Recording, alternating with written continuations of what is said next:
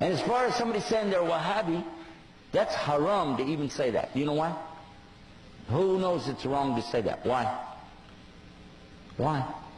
That's the name of Allah. Al-Wahhab. Is it? Is that the name of Allah? Do you not remember I was just talking about in another section, don't make fun of Allah's names? And you're calling somebody a Wahhabi? You can't say it about yourself, and you cannot say it about somebody else. Because it's Allah's name. Don't play with it.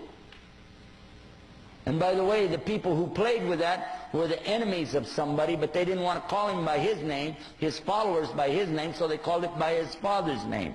His name, he lived 270 years ago, his name was Muhammad ibn Abdul Wahhab.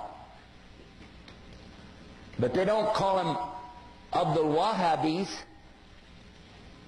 or bin Abdul Wahhabis, or Mohammedans, because they know you can catch them in what they're saying. But these were the enemies to this particular scholar and his teachings.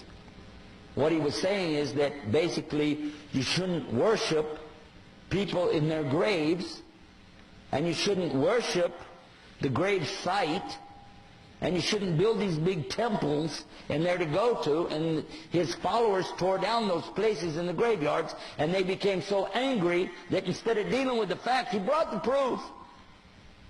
But they didn't like it, so they insulted him, and they wrote books against him.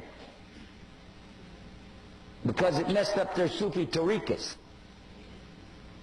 Okay? So they did that, and they lied, and they keep on lying until today.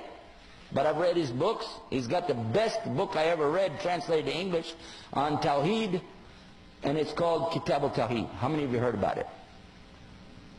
Did you find anything wrong in it? He quoted the book of Allah.